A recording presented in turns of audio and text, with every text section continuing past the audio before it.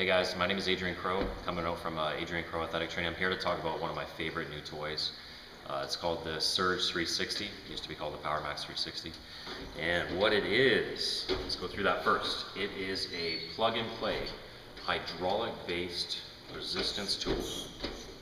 And I'm going to talk about the top 12 reasons why I think every club should really take an honest look as to whether you should own one of these or not, because I can't tell you, I found every population can pretty much use it. So let's start with the basics. It's super easy to set up. Toolkit, 15 to 30 minutes, probably a wise idea. You watch the instruction video first, I found out the hard way. Basically it comes as a giant plate that weighs about 100 pounds. It comes with 2 hydraulic arms. You basically put 8 to 10 bolts on and it's good to go. It doesn't take a lot. I haven't had to do any kind of maintenance on it. Pretty simple to set up. Now, ease of movement. Say you need this space for something else. Pretty easy. I just pick it up and I wheel it to wherever I want it to go. Okay? Doesn't weigh a lot. Male, female, easy to pick up, move it around. Okay? Put it down where I want it. As far as plug and play, you can pretty much immediately throw it into all of your programs, whether that's indoor boot camps, whether it's group personal training, whether it's one-on-one personal training. I haven't found a situation where this really doesn't apply. It doesn't replace anything, and that's really, really important to point out, is that this piece of equipment wasn't meant to replace a cable machine. It wasn't meant to replace free weights. It wasn't meant to replace anything. It's a nice addition to training that you're already doing. Now, from a perspective of group classes or indoor boot camps, this thing is crazy. You can get all kinds of weights, sizes, strengths, weaknesses, injuries or not. You can get this on this machine and they can go at it. Okay, let's talk about how everybody can use it. The beauty of hydraulic resistance is I can take one finger, push, pull. Every range of motion you can think of, I can accomplish with one finger no matter which way I go. Or, if I'm crazy,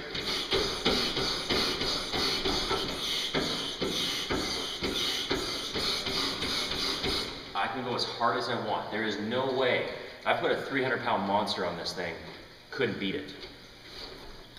The more important thing about every population, okay, or how everybody can use it, is there are varying degrees of strength level. So in the example of indoor boot camp classes or group training, I may have a husband and wife that are training together. He needs to be able to go a lot harder than she can. I don't have to change anything. I don't have to turn any dials. I don't have to add any weight plates. I simply say, you go. Husband goes. Wife goes. Husband goes. No problem. They can work in and off the platform. Let's talk about special populations. I had to learn this the hard way. You take somebody who is very overweight or obese, and you put them down on the ground to warm them up, you've already messed up. Dynamic warm-ups are super, super, super important. But if you're going to take somebody who is overweight and put them down on the ground, you'd better be sure you're doing a few things down there before you ask them to get up, get down, get up, get down. 2 reasons. It's hard for them. They feel insecure about it. It already makes them look funny. It's hard for them to get off the ground. Don't embarrass your client. All right, other special populations. You take somebody who is very short. I can get back here. I can work with somebody who's 5 feet. I've got a couple 5-foot ladies, 5'1" ladies. They can go as hard as they want on this thing. I can grab different places in the handle grips. And then there's the other population. There's a population that is very underweight, super skinny, no body fat, doesn't have a lot of strength. So you give them exercises that require a 45-pound barbell or something else, and they can lack the confidence to just jump into it. Every population, from 55 plus to young kids, from short to tall, really muscular, overweight, lacking cardio conditioning, it doesn't matter. I've been able to put them on this piece of equipment and they go, whoa, this is fun. It's hard. They admit it's hard. But you know what? They feel confident. And that's super important when it comes to beginning clients, that you don't make them feel stupid, that you welcome them into this arena for them to improve their fitness. Next up. Warm-ups. I can't tell you how awesome this has become. Just personally speaking, from a guy, I do a lot of guy-based training. I like my bench press, I like my shoulder press, stuff like that. I haven't had a shoulder tweak ever since I bought this machine. Not one. And that used to happen pretty much every workout, right? Oh, I might have fallen out of my track on my bench press, had a shoulder tweak. I'll tell you what, since I started using this in my warm-ups, I haven't had one. The other thing is, good trainers know that we don't put our clients on a treadmill for 5 minutes to warm them up, then get them into the dynamic warm-up. We usually, you know what, your client can warm up on the treadmill if they want to beforehand, but some populations, especially the third age population, they should be increasing their core temperature before you go and do too much with them. So I may have them do some self-myofascial release, using the stick, things like that to get them loosened up. But if I get them on here, I am going to get their heart rate increased without wearing out their joints. In fact, this can actually lubricate the joints and move them around really gently. I'm going to produce an entire series of warm-ups specific to bench pressing and shoulder pressing, upper body, lower body. You'd be surprised how much this helps the lower body when you're doing squats and deadlifts from a core engagement standpoint. Now, let's move on to the next thing. Learning ground force production. There are a lot of clients, especially, say, third age women, who've never really done a lot of gym training, perhaps didn't do a lot of athletic or sport training when they were younger. They really don't have great coordination when it comes to things like lunges and step-ups and squats, and anything that requires them to move through space, they can feel clumsy. And the main reason for that is trainers, we know that ground force mechanics, or learning to ground or plant yourself, even precedes core engagement. Okay? We always talk about core engagement, I'm going to get to that, but ground force mechanics are super important. My ability to ground myself to produce core power or any other type of power becomes important. So what I see, and I'll have to be honest, I didn't really find another way to assess this in my client, was I get them on here and I get them doing something like rotations or really wide stirring the pot, and they'll be all over the place and falling back and forth and just completely clumsy. And it made me realize that ground force engagement should precede core engagement. This machine will help you with that. Why? Here's my number one thing I say to people that lack ground force or can't plant themselves into the ground very well. I want you to put your space boots on. We've all seen them. Sci-fi movies, wearing these big gigantic boots, they step out into space and they go and I'm planted to the spaceship. Your feet are planted. Now I can produce all the power I want.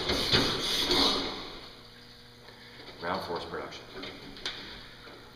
Let's talk about core engagement. It's a big word. Core engagement. I want my core to engage.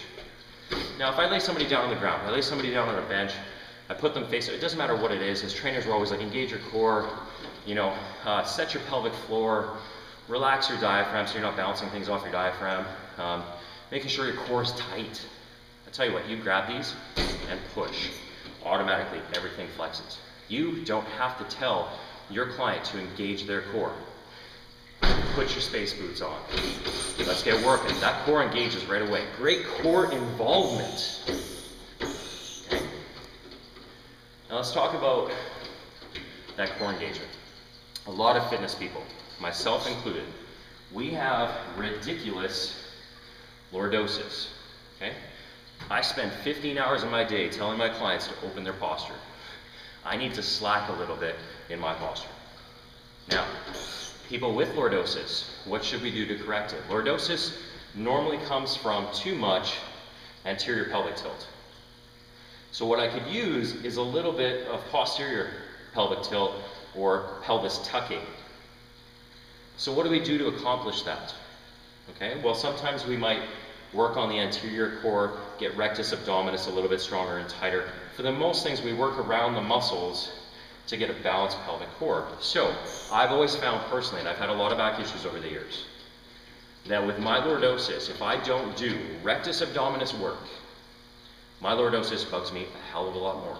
So, point being, is if I can get anterior core-based work, and I can do it without flexing my spine because I'm doing enough of that the other direction, I'm probably going to be better off. I haven't really had the back pains normally I would have unless I go and injure it doing something completely different.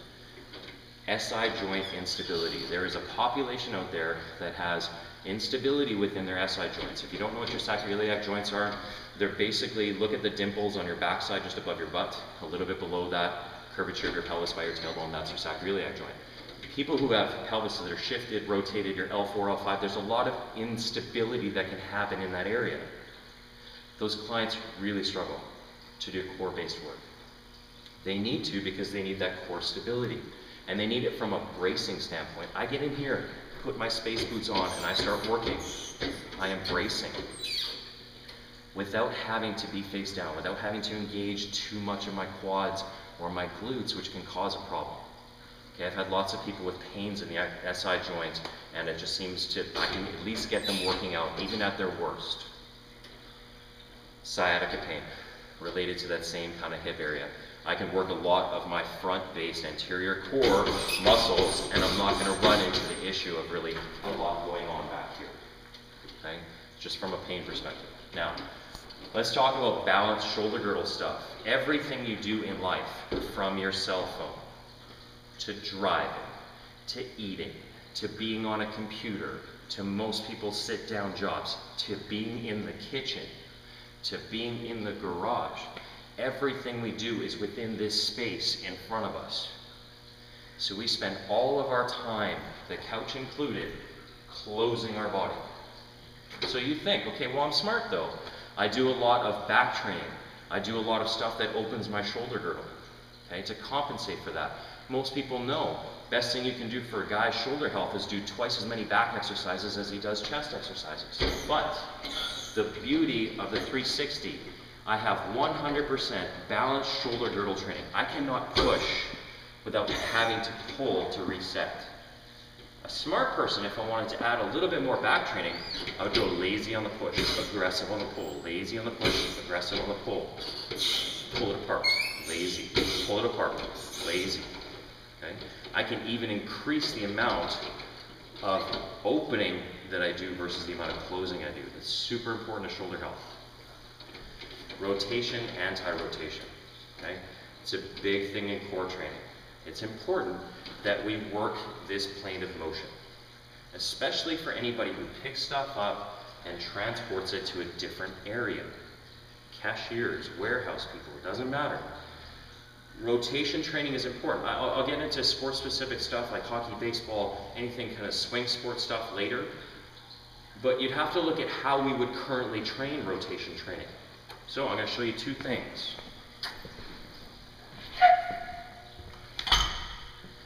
This is already fancy on its own, okay? Landmines, angle barbell, core exercises, renegade training. They're all called different things because people create brands. It's basically an angled barbell training system. Some of the best exercises, half rotation, full rotations, anti-rotations, okay? Pull, punch. I have resistance in rotation and I'm adding rotation. I can bring in feet and hips. I can separate the shoulder girdle from the hip girdle. So angle barbell training is a great way to work rotation, except at heavy weights, high velocities, or explosiveness, I also have to control the eccentric or down phase of that. So I may be working explosive rotations, but coming down is where most of the injury is going to happen because I have to be good at absorbing that power. Too many athletes, great at producing power, not great at absorbing power to reproduce or change direction. Medicine balls, great word at work rotation. We got tight rotations. We got tight rotations with hip movement. We've got side slams. All kinds of rotation stuff we're using all requires us to catch and absorb things. Back on the 360, rotation-based training. I've got great hip mechanics along with my rotation. That becomes rotation training. I'll tell you, you'll feel that instantly. Anti-rotation training. Space boots on, walk it down. I am now having to resist the body's urge to want to rotate. get rid of one handle, let's have some fun.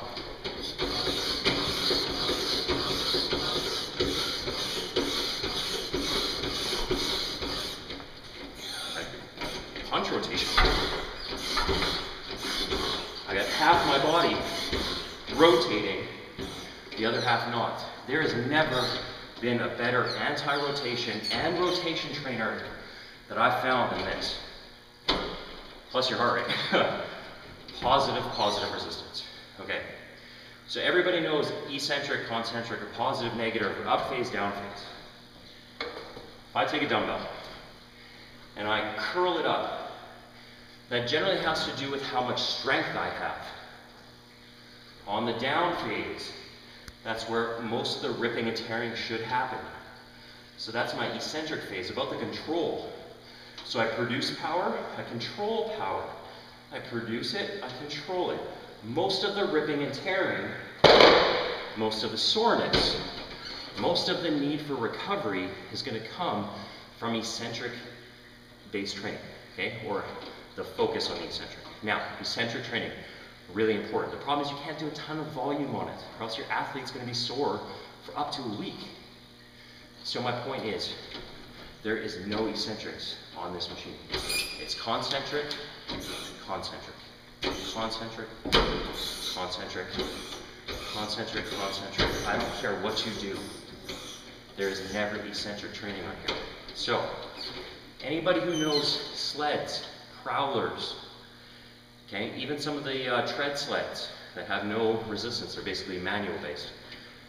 All of that type of training, if you think about it, has a hell of a lot more to do with the legs. There hasn't been up to this point an eccentric-less way of training the upper body. Yes, you can push with the sled. Yes, you can pull with the rope on the sled. Okay, but you have to have that equipment. You have to have the room for that equipment. I can volumize as much as I want to my entire program. Want to work chest?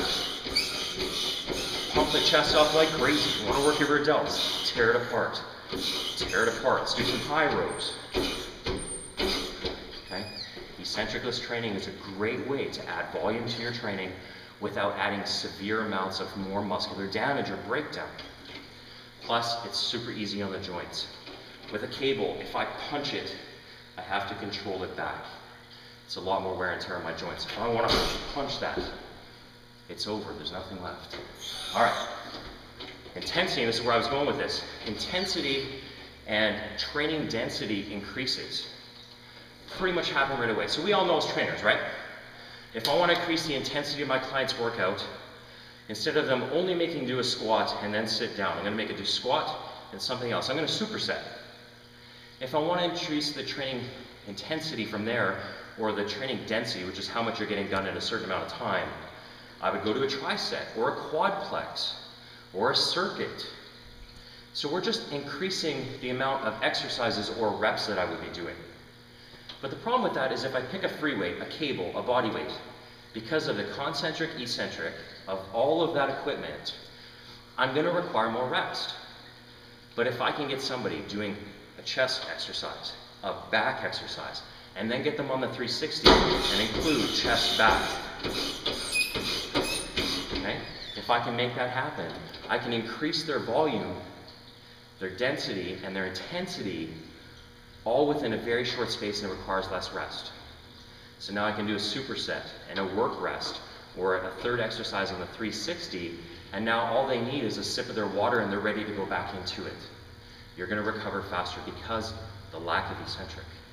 Intensity, again, I can just increase the amount of volume. If I think somebody's getting worn out, I can get them on here. You're feeling tired, slow it down, less resistance. Okay, now, let's talk about cardio conditioning. Big thing about cardio conditioning is, let's think of all the cardio pieces. I can run, I can sprint, I can get on a treadmill, I can get on an elliptical, I can get on a step mill, a stair stepper, stair climbers, I can get on an oar machine or a rowing machine, I can get on a concept too, I can get on an aerodyne bike, I can get on a spin bike. Most cardio exercises happen from the legs. What happened to the upper body? Well, I'm swinging my arms. Yes, I'm using the elliptical paddles. Yes, I'm clinging on for dear life on the stair stepper. It's not the same. What if Your legs are required to play game day on Sunday, and it's Saturday, and you need the cardio. You need to keep your cardio up. But guess what?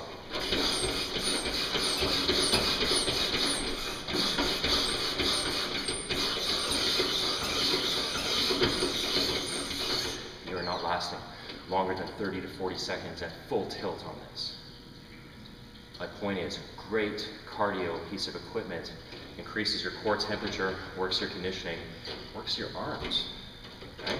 Not your legs in case you need them for the next day. Let's talk about last one, sport specific, number 12. Every swing sport, baseball, golf, hockey, okay? Cricket, whatever sports you can think of that has a bat or a stick, pretty much requires transferring from one side of your body into the other side of the body.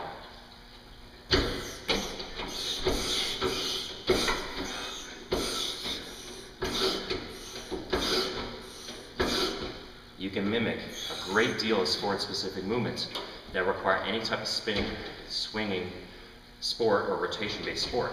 Let's talk about MMA, kickboxing, boxing. I've seen all kinds of things. People hook up bands to their hands. They're punching with bands. They're holding 20-pound dumbbells, fighting gravity this way when I'm trying to punch that way. We've seen all kinds of ways to try to increase resistance in sport-specific movements. Problem is when I punch, there's no eccentric. It's just punch. Even when I pull back to reset that punch, it's still concentric. There's no coil back. So, boxing, kickboxing. I want to work on combos. Okay? Throw your combos together. Look up American Top Team. Some of the MMA clubs that are using the Surge 360, you're going to be surprised at the type of work that they do, including cardio conditioning. Paddling sports. I had a paddling client, okay? Does outrigging. I've done dragon boating. Anything that requires a paddle. Generally you have a paddle on one side, unless you're a rower, okay? Now, what I saw him doing, and I like to let people just have some fun with the equipment because they'll teach me stuff. He got in here and started paddling.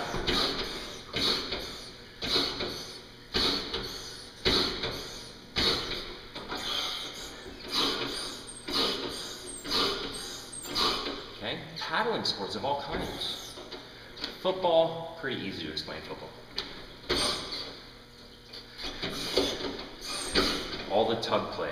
Okay? All the driving upward force that you require in football. There's a really good videos out there on football training with the Surge 360. Let's talk about the last one.